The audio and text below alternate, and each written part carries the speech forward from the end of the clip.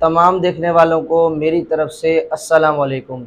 Students, हमने already जो है वो एसएसटी का lecture number 1 subject mathematics discuss किया था। आज जो है हम लेक्चर नंबर 2 डिस्कस करेंगे और उसमें मैंने काफ़ी सारे जो है वो सेट डिस्कस किए थे। जिन बच्चों ने वो वीडियो नहीं देखी पहले वो देखें ताकि ये आपको समझने में आसानी लगे। तो लास्ट टाइम हमने प्राइम नंबर्स पर जो है वो अपनी बात ख़त्म की थी और आज जो है लेक्चर नंबर 2 में हमारा जो पहला सेट है दैट इज कंपोजिट नंबर्स। अब क्या कह रहा है, आर नेचुरल नंबर्स, अगर हमारे पास नेचुरल नंबर्स हैं having exactly more than 2 factors, ऐसे नेचुरल नंबर्स जिनके जो फैक्टर्स हों वो कितने हों, मोर देन 2, 2 से ज्यादा फैक्टर्स हों, ऐसे नंबर्स जो 2 से ज्यादा पहाड़ों में आए तो हम उन्हें कहते हैं कंपोजिट नंबर्स। और लास्ट टाइम हमने कहा था ऐसे नंबर्स जो सिर्फ और सिर्फ 2 पहाड़ों में आए, ऐसे नंबर्स जिनके सिर्फ और सिर्फ एग्जैक्टली इनके 2 फैक्टर्स हों तो प्राइम नंबर, और 2 से ज्यादा फैक्टर्स हों तो हम उन्हें क्या कहेंगे, कंपोजिट नंबर। चेक करते हैं। लेट्स सपोज मैंने पहला लिखा है नंबर 4। अब अगर मैं आपसे पूछूं ये जो 4 है ये कौन कौन से टेबल में आता है, तो हमें पता है कि ये 1 के टेबल में आता है और इसके अलावा 2 के टेबल में आता है और उसके अलावा अपने टेबल में भी आता है। 1 4 जा 4, 2 2 जा 4 और 4 1 जा 4। तो ये जो 4 है इसके जो फैक्टर्स हैं वो कितने आए हैं, 3 आए हैं। तो ऐसे नंबर जिसके 2 से ज्यादा फैक्टर्स है उसे क्या कहेंगे, कंपोजिट नंबर। तो 4 जो है वो कौन है, कंपोजिट नंबर। इसी तरह 6 देखें, 6 जो है वो 1 के टेबल में आता है, 6 2 के टेबल में आता है, 6 3 के टेबल में आता है और 6 जो है वो अपने टेबल में आता है। इसका मतलब है 6 के जो फैक्टर्स हैं वो 4 फैक्टर्स हैं, ठीक है। इसी तरह 8 देखें आप, 8 जो है वो 1 के टेबल में आता है, 2 के टेबल में आता है, 4 के टेबल में आता है और अपने टेबल में आता है। तो इसके फैक्टर्स भी 4 हो गए। इसी तरीके से 9 देखें आप, 1 9 जा 9, 3 3 जा 9 और 9 1 जा 9, इसके 3 फैक्टर्स हो गए। इसी तरीके से 10 देखें आप, 1 10 जा 10, 10 1 जा 10, 2 5 जा 10, 5 2 जा 10। तो देखिए इसके कितने फैक्टर्स हो गए, 4 हो गए। इसी तरीके से 12 देखें आप, 1 12 जा 12, 12 1 जा 12 और 2 6 जा 12, 6 2 जा 12 और 3 4 जा 3 जा 9, 3 4 जा 12। तो इसके भी देखिए कितने फैक्टर्स हो गए, इसके जो है 5 फैक्टर्स हो गए। और इसके अलावा और भी काफी सारे नंबर्स हैं, ये आपके सामने लिखे हुए हैं। तो याद रख लें ऐसे नंबर्स जो सिर्फ और सिर्फ इसके 2 फैक्टर्स हो, सिर्फ और सिर्फ 2 पहाड़ों में आए, एक 1 में और अपने में, तो हम उसे कहेंगे प्राइम नंबर। और ये हम ऑलरेडी डिस्कस कर चुके हैं। और ऐसे नंबर्स जिसके 2 से ज्यादा फैक्टर्स हो, देखिए ना लिखा है मोर देन 2, इसके 2 से ज्यादा फैक्टर्स हो उनको क्या कहेंगे, कंपोजिट नंबर्स। और कंपोजिट नंबर को हम सी से शो करेंगे और ये जो है आपके कंपोजिट नंबर्स हैं। और आगे चलते जाएंगे और भी बहुत सारे कंपोजिट नंबर्स हैं, ठीक है। अब यहां पर जो सवाल आएगा वो कौन सा आएगा, आप देखिए मैंने कंपोजिट नंबर में क्या लिखा है, नेचुरल नंबर। इसी तरीके से प्राइम नंबर वाली डेफिनेशन में भी मैंने क्या लिखा था, नेचुरल नंबर, ठीक है। तो आप देखिए अगर हम नेचुरल सेट लिखते हैं तो हमें पता है नेचुरल सेट को हम काउंटिंग नंबर्स भी कहते हैं। तो कहां से स्टार्ट होता है, 1 से और आगे चलता जाएगा, खत्म नहीं होगा। इसी तरीके से प्राइम सेट मैंने ये लिखा है, ठीक है। इसी तरीके से मैंने कंपोजिट सेट ऊपर लिखा है। अब अगर आप इन तीनों पे थोड़ी सी नजर डालें, एक तो इस पर नजर डालें, ये जो कंपोजिट सेट है, और उसके अलावा प्राइम पे जो है वो नजर डालें। अब इसमें देखें कि ये स्टार्ट हो रहा है 2 से और ये स्टार्ट हो रहा है 4 से। तो देखिए कौन सा नंबर मिसिंग है, और हम देखिए नेचुरल सेट में से, नेचुरल सेट में ये वाले नंबर्स हैं। तो देखें ये 2 से स्टार्ट हो रहा है, ये रहा 2, उसके बाद 3, ये रहा 3, उसके बाद 4 प्राइम नंबर में नहीं होता क्योंकि इसके 2 से ज्यादा फैक्टर्स है ना, वो किस में है, वो कंपोजिट में है। इसी तरीके से 5 6 नहीं है, 6 कौन है, कंपोजिट। ठीक है। तो इसी तरीके से 7 इधर है क्योंकि जिसके 2 ही फैक्टर्स होते हैं। फिर देखें 8 नहीं है तो 8 देखें यहां पर है। तो कंपोजिट सेट और प्राइम सेट दोनों में देखें एक नंबर मिसिंग है, और वो एक नंबर कौन सा है? वो ये वाला नंबर मिस है, ये वाला नंबर मिसिंग है, ये वाला कौन सा? 1। अब ये सवाल आ सकता है कि भाई बताएं ये जो 1 है ये कौन है? तो ये आप नोट कर लें कि 1 is neither prime nor composite. 1 एक वाहिद नंबर है जो ना तो कंपोजिट है ना तो प्राइम है, क्योंकि हमने पढ़ा कि प्राइम वो होता है जो 2 टेबलों में आए जिसके 2 ही फैक्टर्स हों, और कंपोजिट जिसके 2 से ज्यादा फैक्टर्स हों। तो मुझे पता है 1 जो है वो कितने टेबलों में आता है? 1 तो अपने ही टेबल में आता है।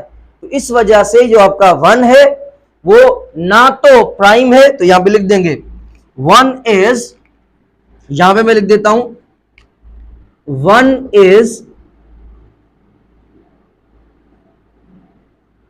Not belongs. वैसे ये जो साइन है, इस साइन का मतलब है बिलोंग्स टू, ताल्लुक रखता है। और अगर इसी साइन के ऊपर अगर हम ऐसे डंडा लगा देंगे तो इसका मतलब है ताल्लुक नहीं रखता या ये मौजूद नहीं है। 1 प्राइम नंबर के अंदर मौजूद नहीं है, तो आप देखिए नहीं है। और यही 1 आपका कंपोजिट में भी मौजूद नहीं है, आप देख लें 1 जो है वो कंपोजिट में भी मौजूद नहीं है या ताल्लुक नहीं रखता। तो अगर 1 प्राइम भी नहीं है और कंपोजिट्स के खानदान से भी ताल्लुक नहीं रखता तो फिर ये कौन है? तो हम कहेंगे 1 जो है वो ना इधर प्राइम है और ना और कंपोजिट है। तो ये सवाल आपका आता है और ये नोट कर लीजिएगा, ठीक है। अब हम चलते हैं अपने नेक्स्ट टॉपिक पर। अब स्टूडेंट्स हमारे पास जो मैंने पहले आप लोगों को पॉइंट बताई, देखें वही पॉइंट मैंने आप लोगों के लिए लिख दिए, और ये 1 करोड़ रुपए का नोट है। क्या है कि 1 इज नाइदर प्राइम। 1 जो है एक ऐसा डिजिट है, ऐसा नंबर है जो ना तो प्राइम होता है, ना तो आपका प्राइम होता है और ना ही आपका कंपोजिट नंबर है। 1 दुनिया का वाहिद नंबर है जो ना तो प्राइम नंबर होता है ना ही कंपोजिट नंबर होता है। उसके बाद जो नेक्स्ट टॉपिक है that is very important for you, set of perfect squares. अब हमें जो है परफेक्ट स्क्वायर को समझना हमारे लिए बहुत जरूरी है, और परफेक्ट स्क्वायर तकरीबन जो है 20 तक तो आप लोगों को लाजमी याद हो। तो याद रखिएगा परफेक्ट स्क्वायर किसे कहेंगे? किसी भी नंबर को अगर हम अपने आप से मल्टीप्लाई करें, किसी भी नंबर को अगर हम अपने आप से मल्टीप्लाई करें, जो भी आपका जवाब आए, जो भी आपका आंसर आएगा, वो जो नंबर होगा ना वो क्या कहलाएगा? परफेक्ट स्क्वायर कहलाएगा। अब अगर अब 0 से स्टार्ट करते हैं, 0 0 जा 0, तो 0 आपका कौन है? Perfect square. 1 1 जा 1, तो 1 आपका परफेक्ट स्क्वायर है। किसी भी नंबर को हम अपने आप से मल्टीप्लाई करें, जो भी जवाब आए वो कौन है? परफेक्ट स्क्वायर है। अब कहां से स्टार्ट करेंगे? 2 से। 2 2 जा 4, 3 3 जा 9, 4 4 जा 16, 5 5 जा 25, 6 6 जा 36, 7 7 जा 49, 8 8 जा 9 9 जा 10 10 जा 11 11 जा 12 को 12 से मल्टीप्लाई करें, 13 को 13 से, 14 इंटू 14, और 15 को 15 से, 16 को 16 से, और 17 को 17 से, 18 को 18 से, 19 को 19 से, और 20 को 20 से मल्टीप्लाई करेंगे तो क्या आएगा? 400। और ऐसे आगे आप चलते जाएं तो जो आपके परफेक्ट स्क्वायर्स हैं वो आपके लामहदूद होते हैं, ठीक है। मगर डेफिनेशन याद रखिएगा कि किसी भी नंबर को हम अपने आप से मल्टीप्लाई करें, जो जवाब आएगा वो कौन है? Perfect square. तो देखें हमने हर नंबर को कहां से स्टार्ट किया? 0 से, अपने आप से मल्टीप्लाई किया, तो ये हमारे पास कुछ जवाब आए, तो ये सारे के सारे नंबर कौन है? परफेक्ट स्क्वायर है। 20 तक आप लोगों को एनी हाउ ये सारे के सारे नंबर्स याद होने चाहिए, कम से कम 20 तक तो आप लोगों को याद रखना है, ठीक है। और इससे ज्यादा जो है अमूमन टेस्टों वगैरह में नहीं आते, मगर 20 तक जरूर आते हैं, और आपको कैलकुलेशन में भी बहुत जो है वो हेल्प मिल जाएगी अगर आप लोगों को 20 तक याद है तो, ठीक है। ओके जी। उसके बाद देखें ये मैंने साइन लिखी है, और इस साइन को हम कहते हैं अंडर रूट, स्क्वायर रूट, या फिर हम इसे कहते हैं रेडिकल। ठीक है, और ये जो साइन होती है, ये जो अंडर रूट की साइन है, ये साइन बराबर होती है किसके? 1/2 के। किसके बराबर होती है? 1/2 के। अगर फर्ज करें मैं यहां पे लिखूं 5 और इसके ऊपर अंडर रूट लगा दूं, तो इसी चीज को मैं ऐसे भी लिख सकता हूं 5 1/2, क्योंकि हमें पता है कि ये जो अंडर रूट है ये किसके बराबर है? 1/2 के बराबर है। तो इसको ऐसे लिखें तब भी ठीक, ऐसे लिखें तब भी ठीक। ठीक है, ओके जी। अब एक बहुत बड़ी कॉमन सी बात वो याद रखिएगा, हो सकता है कहीं पे सवाल आ जाए। याद रखिएगा अंडर रूट के अंदर, अंडर रूट के अंदर जो भी वैल्यू होगी, अंडर रूट के अंदर जो भी वैल्यू होती है, हम उसे मैथमेटिक्स में कहते हैं रेडिकेंड। हम उसे मैथमेटिक्स में क्या कहेंगे? रेडिकेंड। अंडर रूट के अंदर जो भी वैल्यू होती है हम उसे क्या कहते हैं? रेडिकेंड कहते हैं। ठीक है, ओके जी। अब हम क्या करते हैं कि ये जितने भी मैंने परफेक्ट स्क्वायर्स लिखे हैं, जितने भी मैंने परफेक्ट स्क्वायर्स लिखे हैं, हम इनका क्या करते हैं? अंडर रूट निकालते हैं। तो जीरो का अंडर रूट, जीरो का अंडर रूट जीरो ही होता है। जीरो का अंडर रूट क्या होगा? जीरो ही होगा। और अगर मैं कहूं 1 का अंडर रूट निकालें, 1 का अंडर रूट क्या होता है? 1 ही होता है। अब यहां से देखें कि यहां पे क्या कह रहा है? किसका अंडर रूट निकालें? 4 का। किसी भी नंबर का अगर हमें कहा जाए कि अंडर रूट निकालें, तो अंडर रूट निकालने के लिए हम वैसे एलसीएम वाला जो प्रोसेस है वो करते हैं। तो यहां पे आप कैसे करेंगे? बिल्कुल इजी, मैं बता देता हूं। अब यहां पे अंडर रूट 4 मैंने कहा है, तो याद रखिएगा अंडर रूट हमेशा किसका निकलता है? परफेक्ट स्क्वायर्स का निकलता है। अंडर रूट हमेशा किसका निकलता है? परफेक्ट स्क्वायर्स का निकलता है। और जो नंबर परफेक्ट स्क्वायर नहीं होते तो उनका भी अंडर रूट जोरी जबरदस्ती निकल जाएगा, मगर जो उसका अंडर रूट आएगा वो पॉइंट्स में आएगा। आपका अंडर रूट जो है वो डेसिमल में आएगा। कैसे आएगा उस पर भी चलते हैं। ठीक है, पहले इनका निकाल लेते हैं। अब मुझे बताएं, यहां पे अंडर रूट हमें किसका निकालना है? 4 का। मुझे बताएं वो कौन सा नंबर है जिसको अगर हम अपने आप से मल्टीप्लाई करें तो 4 आएगा? तो हम कहेंगे 2, 2 2 जा 4। इसका मतलब है इसका अंडर रूट जो है वो कौन है? इसका अंडर रूट है आपके पास 2 आ जाएगा। अब यहां पे किसका अंडर रूट कह रहा है? 9 का अंडर रूट निकालें। क्या दुनिया में ऐसा नंबर है जिसको अपने आप से मल्टीप्लाई करें तो 9 आए? तो हम कहेंगे 3, 3 3 जा 9। इसका मतलब 9 का अंडर रूट कौन है? 3। उसके बाद 16 है। ऐसा नंबर है कोई? बिल्कुल है। 4 4 जा, तो इस वजह से 16 का अंडर रूट कौन है? 4। 5 5 जा, तो इसका आंसर 5। 6 6 जा 36, इसका आंसर 6। 7 7 जा 49। 8 8 जा 64। 9 9 जा 81। अगर मैं को इसका अंडर रूट निकाले, 100 का अंडर रूट निकाले, 10 आ जाएगा। 10 10 जा, इसका अंडर रूट क्या आएगा? 11। इसका अंडर रूट 12, 12 12 जा, इसका अंडर रूट क्या आएगा? 13। इसका 14, 15, 16, 17, 18, 19 और 20। ठीक है, तो अंडर रूट जो है हम ऐसे निकालते हैं। अब हम चलते हैं उस सेट पर जो आपका कौन सा है? Non perfect squares. अब भी स्टूडेंट्स हमारे पास नेक्स्ट सेट है, और वो कौन सा सेट है? Set of non perfect squares. और हमारे पास सेट कौन सा है? Non perfect square. पहले हमने डिस्कस कौन सा किया था? परफेक्ट स्क्वायर्स का सेट डिस्कस किया था। उसमें मैंने क्या कहा था? किसी भी नंबर को अगर हम अपने आप से मल्टीप्लाई करें, जो भी जवाब आएगा वो नंबर्स क्या होते हैं? परफेक्ट स्क्वायर होते हैं। ठीक है, और ये वाला जो मैंने कंप्लीट सेट लिखा है ये आपका नॉन परफेक्ट स्क्वायर है। मतलब मुझे ऐसा कोई नंबर बताएं जिसको हम अपने आप से मल्टीप्लाई करें तो वो 2 आएगा? नहीं।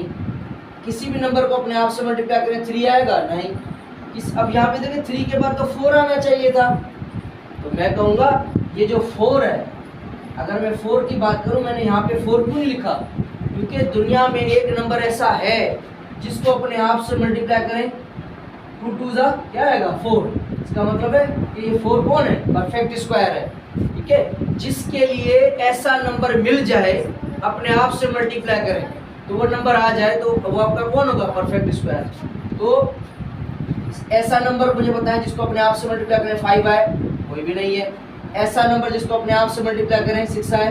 नहीं। तो ये जितने भी नंबर्स लिखे हैं ये वो नंबर्स हैं जिनके लिए ऐसा नंबर हमें नहीं मिलता जिसको अपने आप से मल्टीप्लाई करें तो ये जवाब आए। और ये नंबर्स को कितने होते हैं, लामहदूद है। ठीक है, तो याद रखिएगा कि वो नंबर्स जो परफेक्ट स्क्वायर्स होते हैं, जैसे मैंने आपको बताया आपका 0 है, 1 है, 4 है, और पहले मैंने डिस्कस किए, आप पीछे वीडियो को करके सुन लें। ठीक है, तो याद रखिएगा वो नंबर जो परफेक्ट स्क्वायर होते हैं उनका अंडर रूट निकल जाता है, और वो नंबर्स जो परफेक्ट स्क्वायर नहीं होते, मतलब नॉन परफेक्ट स्क्वायर्स, इनका जो अंडर रूट होता है वो हमेशा किस में निकलता है, डेसिमल में निकलता है। ठीक है, ये किसी भी रकम के बीच में अगर आप पॉइंट देखें तो इस पॉइंट को हम कहते हैं डेसिमल, और पूरी रकम को कहेंगे डेसिमल फ्रैक्शन। तो याद रखिएगा अगर कोई नंबर आपका परफेक्ट स्क्वायर नहीं होता तो उसका जो अंडर रूट होता है वो आपका डेसिमल पॉइंट में निकलता है, आपका जो है वो फ्रैक्शन में निकलता है, पॉइंट्स में निकलता है। तो ये जो वैसे अलग कहते हैं और भी सारों का अंडर रूट निकालते जाए सबका आंसर पॉइंट में आएगा, मगर मैंने 3 लिखे हैं, बाकी क्यों नहीं लिखे, इसलिए मैंने 3 लिखे क्योंकि ज़्यादातर जो टेस्ट वगैरह में जो सवाल आता है वो ज़्यादातर ये 3 आते हैं। तो इसलिए आप इन 3 का जो है वो आंसर आप याद कर लें कि अंडर रूट 2 जो है वो इसके बराबर होता है, 3 इसके बराबर होता है, और 5 जो है वो इसके बराबर होता है। ये आप याद कर लें। ठीक है, ये वैल्यू आगे भी चल रही है, ख़त्म नहीं हो रही, सही है। तो यहाँ तक ये 3 जो है आप याद कर लें। तो यहाँ पर स्टूडेंट्स हमारा जो लेक्चर नंबर 2 है वो कंप्लीट हो चुका है। अगर आप लोगों को यहाँ पे कोई बात नहीं समझ में आ रही तो आप पहले वाला लेक्चर ज़रूर सुने, ताकि फिर आपको ये वाला लेक्चर जो है आसानी से समझ में आएगा। इंशाल्लाह हमने तकरीबन जो है बहुत सारे सेट डिस्कस कर लिए, बाकी हमारे पास 3 सेट्स रहते हैं, वो इंशाल्लाह लेक्चर नंबर 3 में मैं डिस्कस करता हूँ। अपने दोस्तों में, फ्रेंड में ज़रूर शेयर कीजिएगा ताकि किसी का फ़ायदा हो। मैथमेटिक्स मुश्किल नहीं है, अगर मैं कर सकता हूँ तो आप भी कर सकते हैं। थोड़ी सी कोशिश कीजिएगा, मेहनत कीजिएगा, इंशाल्लाह आप ज़रूर कामयाब होंगे। अपना बहुत सारा ख्याल रखिएगा। अगली वीडियो में मिलते हैं। अल्लाह हाफ़िज़।